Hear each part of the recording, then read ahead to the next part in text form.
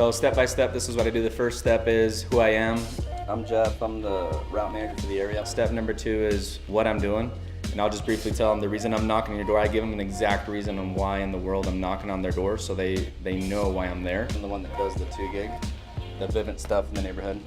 And I make them feel like I'm supposed to be there, almost like the meter man. Did Ricky or Frank mention anything at all about me stopping by? No. Really?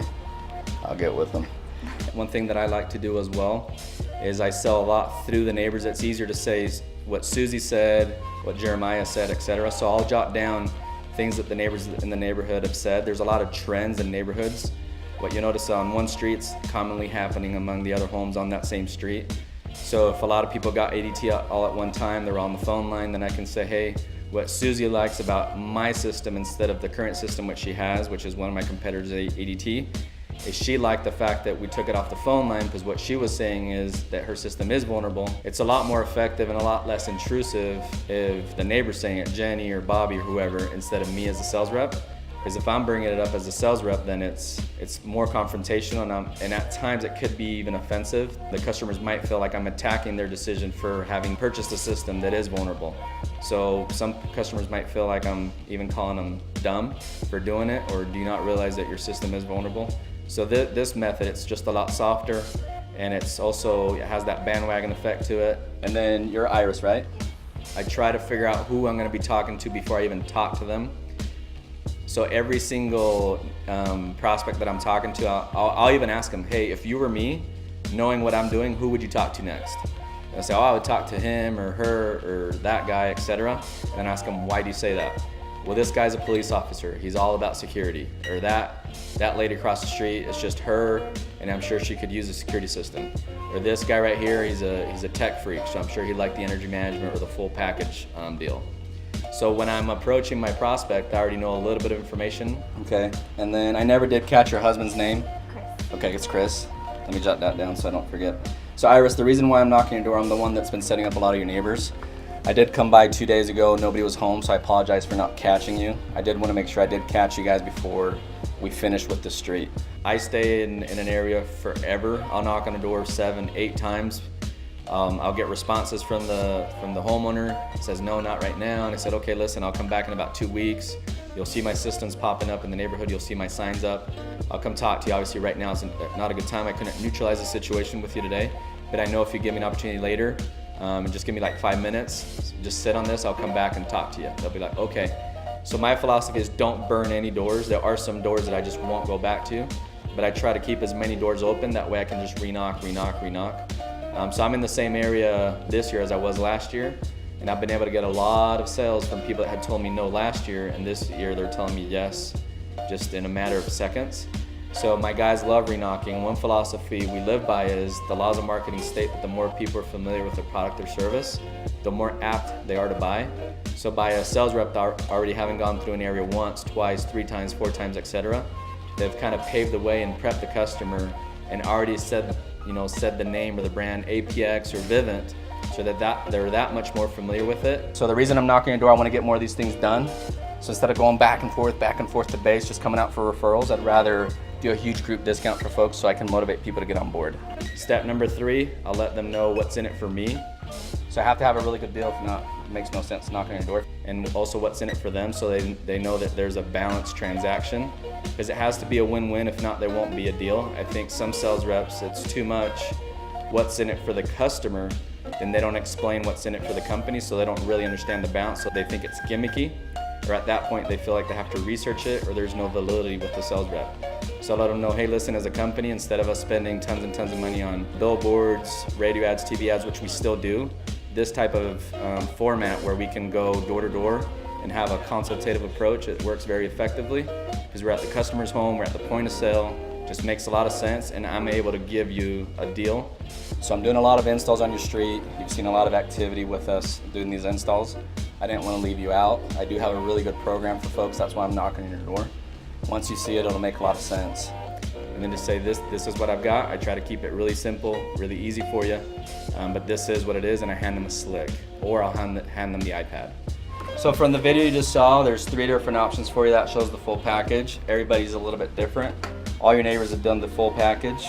You choose whichever one you want to do. Technology and media in order to build credibility. I mean, obviously, if we're doing home automation, we have to have, high-tech approach or tools. So I use a simulator on my iPhone. Show them the Alarm.com app quite often. Just recently, about a month ago, I started using the iPad too. I'll show them the videos. Once you show them the video, they're not going to research you or Google you or anything like that. I mean, if we took the time to put that together and everything else, I mean, nobody else has anything even remotely like it. I'll show them all the different options, different benefits behind each package. Very open to them all. I know there's a lot of sales reps that push one or the other. It's not an option of yes or no.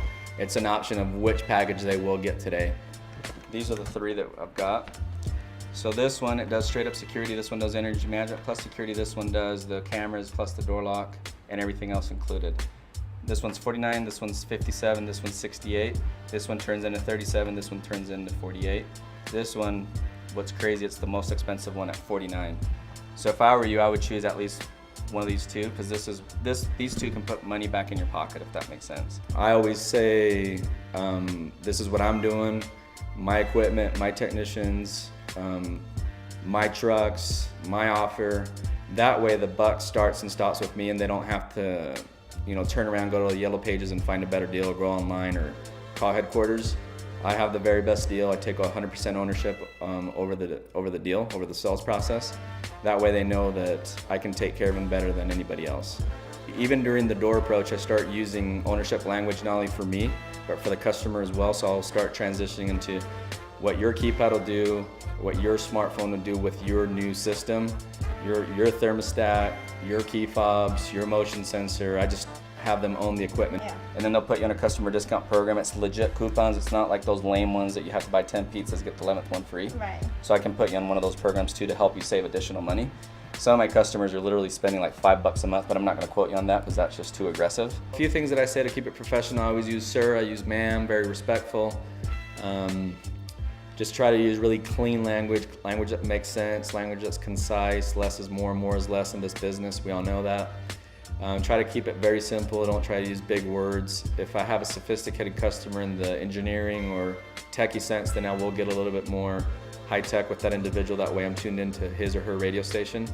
But if not, just shoot them straight, tell them like it is. So I just try to keep it extremely simplistic. That way they're not making a big decision. Everything is just a small decision, and it's a very easy decision, and there's a lot in it for them. Well, I still want to wait for my husband to get by, just so you can talk to him more. To Chris? Right. So if they ever tell me that they don't know if they're interested in any of the packages, then I say, well, what do you mean by that? And then I'll start figuring out what they're thinking. I don't ever ask them, what's your concern? Because then I'm assuming that they have a concern, but they haven't told me they have a concern, so I always ask them, what is your question? So I'm assuming if you can't make a decision right now, you must have a question. I'm sure it's an important one. Do you mind sharing with me what your question is? If they say, well, I have to talk to my husband about it, I'll ask them, well, what do you think your husband would say if he were right here, right now with us? Well, I think he'd say yes. Okay, you say that for a reason. Well, yeah, I think he'd like this and this about it. Okay, and I'll ask him, is he the type of husband that would get upset at you, ma'am, if you make a decision you feel's right for him? Now for you, what do you think? What can you tell me about this? Okay. Now let me ask you this: if I can make this a no-brainer for you, because the only reason you wouldn't do it, correct me if I'm wrong, is this, right? Right. Okay. If I can make this make sense, would you see any reason why this wouldn't make sense to you? Let me ask you this question: if I can pay for all your equipment, pay for your install, all you have to do is pay that lowered activation fee and the service, which is a guaranteed rate, would you see any reason why this wouldn't make sense for you to be able to do it without your husband? No, I don't. Okay, let's get it done. Step number 4, I pull back just a little bit so they don't feel like it's give. So a quick pullback is, maybe it's not a harsh pullback, it's just really subtle, where they don't feel like I'm just coming to them 100% of the time. I want them coming to me a little bit, kind of putting them on their toes a little bit.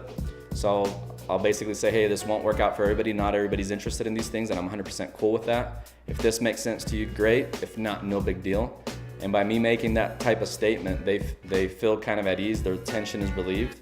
And then it just seems like they start coming, to me more and more. Some of my customers are literally spending like $5 a month, but I'm not going to quote you on that because that's just too aggressive. But you'll save a ton of money and get the best security system, home automation system that's out there. Training always tells us it's not what you say, but how you say it. You have to say it with confidence. You have to mean it. You have to feel it. In a lot of role plays when we do them in the office, I'll often stop guys and say, I don't believe you. They're not selling with passion, they're not selling with energy. I don't really feel like they believe in what they're doing. They don't believe in the product, they don't believe in the services, they don't believe in the benefits. And I think a lot of sales reps sell on features versus benefits. We have to sell on the benefits behind the product. Features are good, but the features are added benefits. So from these 3 options right here, which one do you feel that you would be the most interested in? This one, the second one, or this top one right here? I think I would be interested in this one. Okay, do you say that for a reason? Well, because it has a lot of things, security purposes, and because also I'll be saving money instead of wasting Okay, money. so for you, it's the full package. Right. Okay, I'll make a note of that. All right, all that I need to do, if you don't mind, let me step in, and I'll get this put in on paper for you, so it's easy. Most of my sales done at the doorstep. My average sales time is probably 7 minutes, 10 at the very most. By the time I walk inside the house, I already know the deal is done. I'm just tightening it up and explaining just the little specifics, such as potentially the agreement hasn't been brought up yet. Most of the times I do bring it up on the doorstep, but I can bring it up inside the home as well if I feel very comfortable with that. But in the home, it's just solidifying, getting them excited, get the emotions up, getting the paperwork done, getting the qualifying process done. Quite often it's also done on the doorstep. Most of the neighborhoods I do knock in, they're middle class or even upper middle class, so I know that the qualifying aspect behind it won't be an issue. So I feel as long as I bring up activation fee on the doors, bring up the monitoring rate on the doors, the rest is just done. And I personally don't feel that the monitoring fee is a big deal. So if it's not a big deal for me, it won't be a big deal for the customer. I feel like a lot of sales reps, they're scared to bring up price, they're scared to bring up the activation fee. If you're scared about it, your customer's really scared about paying it. So my opinion on it, just be bold. If they take it, great. If not, no big deal, go to the next door. Just have that no fear of loss mentality. And if you don't have that no fear of loss mentality, then people will come to you more and more because you don't sound desperate. So I teach my reps to always be in control. Do sound like they're very motivated, but at the same time that they could drop the potential prospect at any time if it doesn't make sense for them. From this point forward, I already know that she wants the full home automation package. I already know that she wants the 6 windows done and then the smoke detector, so that's done. She already knows about the activation fee, knows about the monitoring rate. Didn't make the whole husband thing a big deal, explained a few things. I might call the husband from at the paperwork stage, it all depends, but just get the paperwork done and move on to the next house. And then I'll even come back when the husband's home and show him everything so he's at ease and the tension is relieved there. So that's pretty much it. Just try to keep it really simple, just putting people on the route, solidify the sale, and just move on to the next home. Just quick and easy, not a big deal. Everyone's doing it. People in the neighborhood are already doing it, so it shouldn't be that big of a decision to make.